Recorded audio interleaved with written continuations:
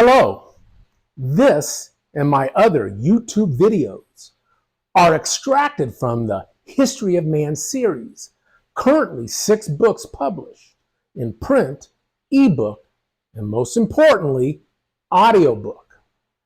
I'm a storyteller, and if you like these video stories, you'll love the History of Man series audiobooks.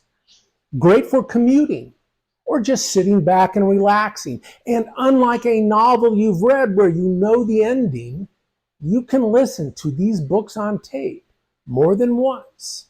There's so much to learn. Available on Amazon and audible.com, I narrate the audiobooks.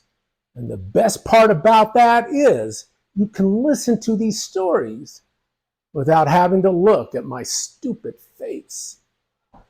And with that said, let's get the show on the road. Hello, I'm John Bershoff, another episode of History of Man series. Today's subject, the Runaway Star. Our solar system is, of course, a single star system. One star we call the sun, with planets and other stuff orbiting around it. Many solar systems are binary, that is, 2 stars orbiting around each other. And yes, each of those stars in a binary system can have their own planets and whatnot in orbit. In fact, binary star systems might be even better at building planets. It's a gravity thing. Now, our nearest star system is Alpha Centauri, a triple star system with 2 smaller binary stars, Alpha Centauri A and Alpha Centauri B at the center, orbiting each other, and the larger Proxima Centauri orbiting the binary. Astronomers have even detected up to 7-star solar systems, with 7 stars orbiting each other. Now, that's not 1 star at the center and 6 more stars like planets. It's actually 3 binary star systems kind of crossing each other's paths, plus a loner star somewhere there in the mix. Now, some years ago, astronomers detected a star within the Milky Way that is traveling so fast it is defying gravity of the entire Milky Way galaxy, our galaxy.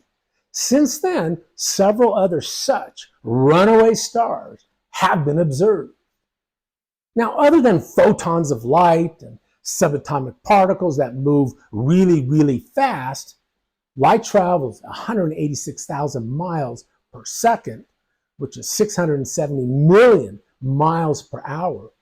Our runaway star is moving along at a slick 5 million miles per hour. 5 million miles per hour. Now, our sun is moving along at 500,000 miles per hour as it orbits around the center of our classically spinning spiral galaxy, the Milky Way. Our sun pulling Earth and all the planets and moons and schmutz with it, all at their own velocities. Now, it takes about 230 million years for our little neck of the wood star system on the Orion arm of the Milky Way to make one complete journey around our galaxy. Consider these speeds. Now, Earth is rotating on its axis at 24,000 miles per hour. The circumference of Earth is 24,000 miles, 24 hours in a day. Makes sense. 24,000 miles per hour. And we are clicking along our ecliptic orbit around our sun at 67,000 miles per hour. All the while our sun is cruising, as we said, 500,000 miles per hour around the Milky Way galactic center. It's also mind-boggling. The galactic center, you say? Well, at the center of all or nearly all galaxies are believed to be a black hole or several black holes. Black holes are believed to form when huge stars are no longer able to produce energy at its core. that hydrogen gas fusion into helium thingamajig, and the star collapses into such density that even light can't escape. Why even light, you say? Simple, really. Light is not just a wave, it has mass. A photon of light has mass and is subject to gravity, just like you and me. Who taught us that? Einstein, of course. E equals mc squared states that, among other things, light behaves as a wave and behaves as it has mass. In fact, gravity bends light, bends space, bends time. Again, Einstein told us that. I think he was an alien.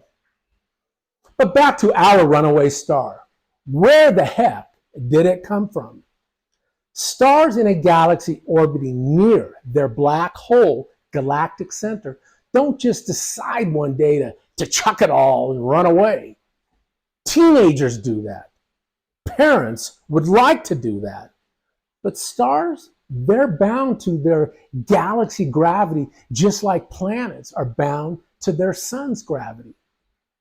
But as for the birth of our runaway star, it is believed or posited that one fine day, two binary stars, minding their own business, traveled a tad too close to the black hole at the center of our Milky Way.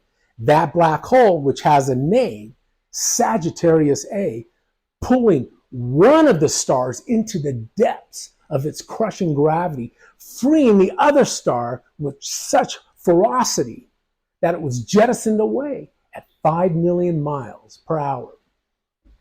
I suppose think of it like this. You're on a merry-go-round, spinning at a high speed, holding on for dear life. There is the centripetal force, the force holding you to the center, and the centrifugal force, the force that wants to leave the center.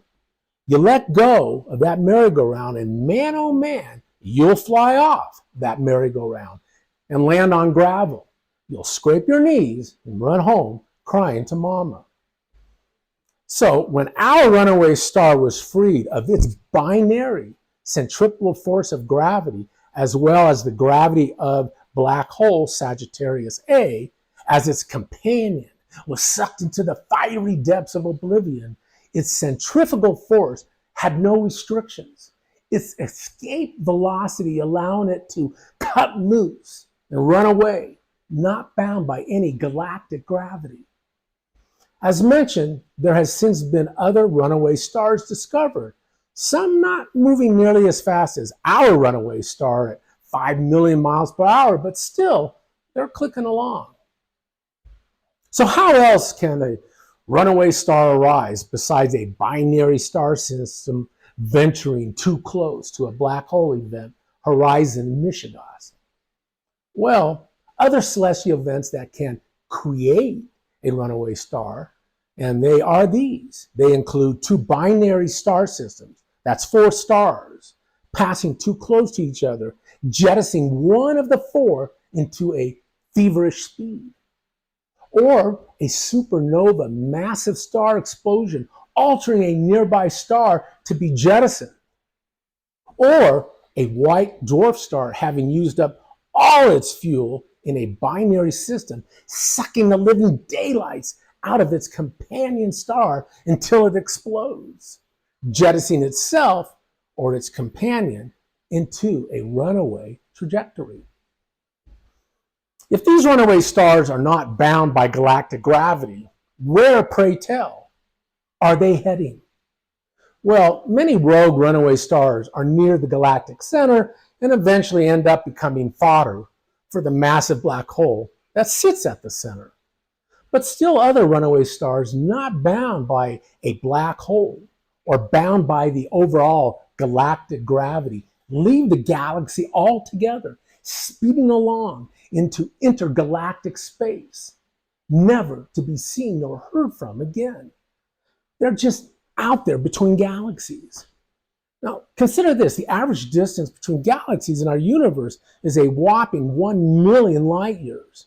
To give you a comparison, Our Milky Way, which is a large, grand old galaxy formed soon after the universe formed, has about 100,000 light years to go across it. That's pretty big. So, as big as galaxies are, the distance between them is even much bigger. There can be many runaway stars in intergalactic space, and they will never reach any destination.